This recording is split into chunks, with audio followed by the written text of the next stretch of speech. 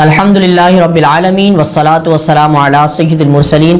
اما بعد فاعوذ باللہ من الشیطان الرجیم بسم اللہ الرحمن الرحیم۔ الحمدللہ آج رمضان المبارک کی 11 تاریخ ہے۔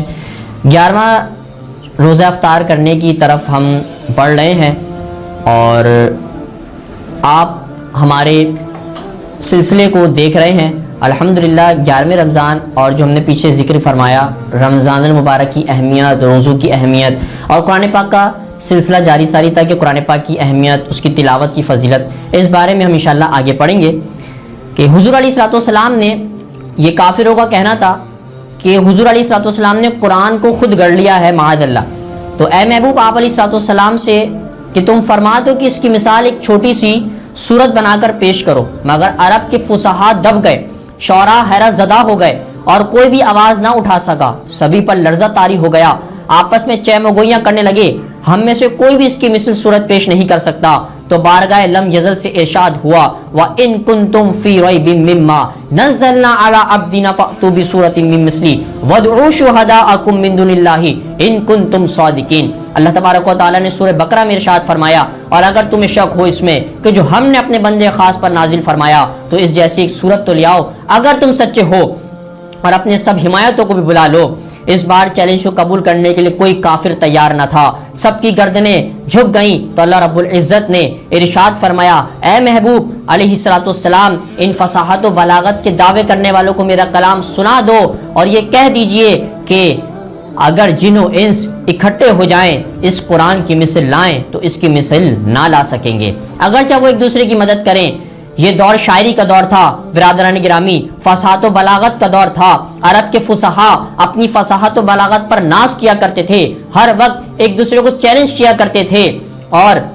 مگر قرآن کریم کی آیات بینات کو دیکھ کر مبہوت ہو گئے اور جیو اس ہوش میں گم ہو گئے، اس حواس میں گم ہو گئے، آخر کار سر جوڑ کر بیٹھ گئے اور یہ فیصلہ کر لیا کہ ہم میں سے اتنا فصیح و بلیغ نہیں ہو سکتا۔ لبید بن ربیہ ملک الشعراء یہ شاعروں کی بادشاہ کہلاتے تھے، یہ ان 7 شاعروں میں سے ایک تھے جن کی فصاحت نے دنیا عرب کو دبا رکھا تھا، اور ان کے قصائد بیت اللہ شریف پر لٹکائے گئے تھے۔ ان کے قصائد کو جب بیت اللہ شریف پر لٹکایا گیا تو حضور نبی اکرم صلی اللہ علیہ وسلم نے اور آپ کے حکم کے مطابق جب آیت بینات اور آیت ربانی کے چند آیت مبارکہ اللہ تبارک و تعالی کی طرف سے نازل ہوئیں تو اس کو لکھ کر بیت اللہ کی دیواروں پر لٹکا دیا گیا، اور لبعید بن ربیہ نے ان آیت مقدسوں کو پڑھا اور کہنے لگے، یعنی اگر یہ کسی انسان کا کلام ہوتا تو میں ضرور مقابلہ کرتا، مگر اس کلام کا کوئی مثل نہیں ہے، نہ یہ کلام انسانی ہے نہ کسی کی یہاں تک رسائی ہے، عقل اور دماغ کے دریچے کھل گئے ہیں، قسمت نے ساتھ دیا، لہٰذا اپنی عقل کی فصاحت کو قربان کرتے ہوئے در رسول مقبول صلی اللہ علیہ وسلم پر پہنچے اور اسلام و ایمان کی دولت سے مالا مال ہو کر عشق رسول علیہ الصلوۃ والسلام میں ایسے سرشار ہوئے کہ پھر زندگی بھر ایک شعر بھی نہ کہا۔ امام اہل سنت مولانا شاہ امام احمد رضا خان فاضل بریلوی نور اللہ مرکزہ اپنے ان تمام واقعات کو اپنے شعر میں قلم بند کرتے ہیں اور کہتے ہیں، تیرے آگے ہے یوں دبے لچے فصحاء عرب کے بڑے بڑے، کوئی جانے منہ میں زبان نہیں بلکہ جس میں جا نہیں، میں نثار تیرے کلام پر ملی یوں تو کس کو زبان نہیں، وہ سخن ہے جس میں سخن نہ ہو، وہ بیان ہے جس کا بیان نہیں۔ قرآن مقدس میں فصاحت ہے، قرآن مقدس میں بلاغت ہے، قرآن مقدس نے عرب کے فصاحت و بلاغت کو جھکا دیا۔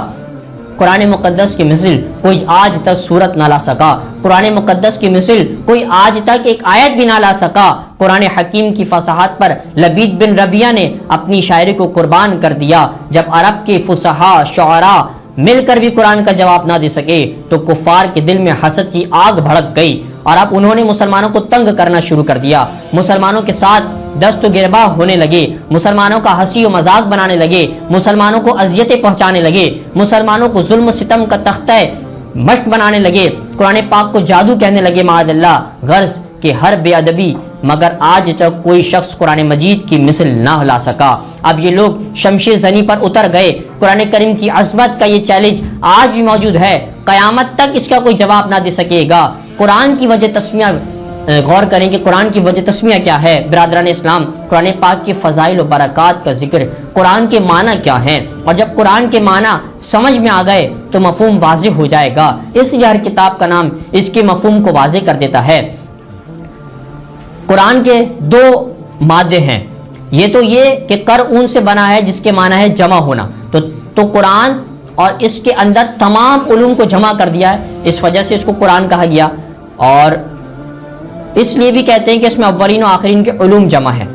دنیا کا کوئی علم بھی ایسا نہیں جو قرآن میں موجود نہ ہو۔ علوم انبیاء قرآن میں، علوم فرشتگان قرآن میں، علوم عرش قرآن میں، علوم فرش قرآن میں، علوم لوح قرآن میں، علوم توریت قرآن میں، علوم انجیل ہے قرآن میں، علوم دینی قرآن میں، علوم برزخ قرآن میں، علوم ظاہر قرآن میں، علوم بظاہر قرآن میں، علوم حیات قرآن میں، علوم ولایت قرآن میں، علوم جنت قرآن میں، علوم زبور قرآن میں، علوم صحائف قرآن میں، علوم حشر قرآن میں، علوم ممات قرآن میں، علوم تصوف قرآن میں، بلکہ یوں کہیں کہ تمام علوم قرآن عظیم میں موجود ہیں۔ اس لیے ارشاد باری تعالیٰ ہوتا ہے کہ اور ہم نے تم پر یہ قرآن اتارا ہر چیز کا روشن بیان ہے، یا یوں کہیے کہ قرآن کریم تمام بکھرے ہوئے کو جمع کرنے والا ہے۔ تو عربوں کا طعام کلام اور لباس اور ہے، ہندوؤں کا طعام کلام اور لباس اور ہے، سندھیوں کا طعام کلام اور لباس اور ہے، افغانیوں کا طعام کلام اور لباس اور ہے، پنجابیوں کا کلام طعام اور لباس اور ہے۔ ان سب کا لباس الگ الگ، زبان الگ، طعام الگ، لباس الگ، نسل الگ، شکل الگ، چال الگ، تہذیب و تمدن الگ۔ ان تمام بکھرے ہوئے بندوں کو قرآن نے جمع کیا اور ارشاد فرمایا اللہ تعالیٰ نے تمہارا نام مسلمان رکھا ہے۔ اللہ اکبر، اللہ تعالیٰ نے تمہارا نام مسلمان رکھا ہے۔ حضرات محترم، آپ نے ملاحظہ فرمایا کہ شہد کی مکھیاں پھولوں کا رس چوسنے کے لیے بکھر جاتی ہیں، کوئی چنبیلی کا رس چوستی ہے، کوئی سورج مکھی کا رس چوستی ہے، کوئی گلاب کا رس چوستی ہے، کوئی رات کی رانی کا رس چوستی ہے، کسی کا رس کڑوا، کسی کا رس میٹھا، کسی کا رس پھیکا۔ پھر تمام مکھیاں جب نبی علیہ الصلوۃ والسلام پر درود پاک کا نذرانہ پیش کرتے اور پڑھتے ہوئے بنبناتے ہوئے اپنے شہد کے چھتے کی طرف پہنچ جاتی ہیں، اور جب ایک چھتے میں جمع ہو جاتی ہیں تو ان سے جمع ہونے والا رس نہ کڑوا ہوتا ہے، نہ پھیکا ہوتا ہے، نہ کھٹا ہوتا ہے، بلکہ شہد کہلاتا ہے۔ اسی طرح مختلف زمانوں، مختلف رنگوں، نسلوں جب لوگ قرآن کریم پر ایمان لے آتے ہیں تو اب انہیں مسلمان کہا جاتا ہے، اب انہیں ایمان والا کہا جاتا ہے، اور اب رنگ و نسل کی تمیز ایک قرآن پر جمع ہونے کی وجہ سے ختم ہو جاتی ہے۔ شہد کی مانند یہ سب مسلمان کہلانے والے ہو جاتے ہیں۔ تو معلوم ہوا کہ قرآن کو قرآن اس لیے بھی کہتے ہیں، سارے علوموں کا مجموعہ، اور تمام لوگوں کو جمع کر کے مسلمان بنا دیا۔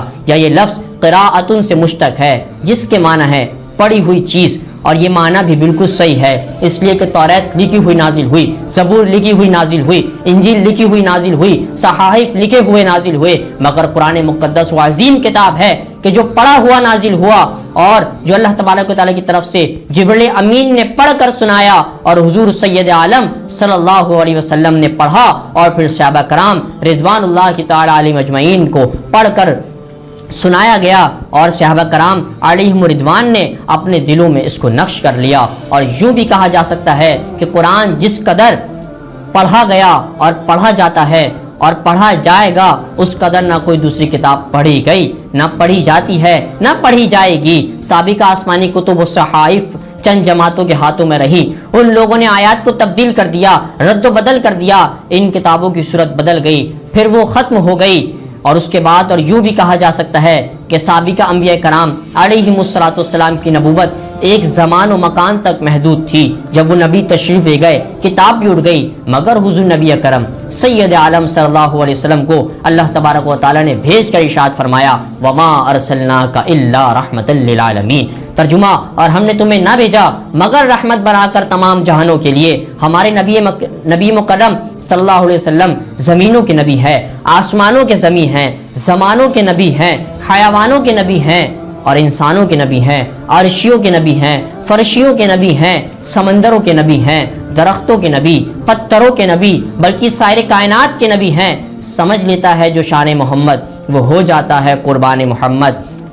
اور قیامت تک جہاں تک خدا تعالیٰ کی خدائی ہے وہاں تک میرے نبی کی نبوت و رسالت ہے اور جہاں تک اور قیامت تک قرآن پاک کی تلاوت و جاری و ساری رہے گی۔ قرآن انسان پڑھتے ہیں، قرآن صبح و شام پڑھتے ہیں، قرآن نمازوں میں پڑھتے ہیں، قرآن اکیلے پڑھتے ہیں، قرآن مسلمان پڑھتے ہیں، قرآن تہجد میں پڑھتے ہیں، قرآن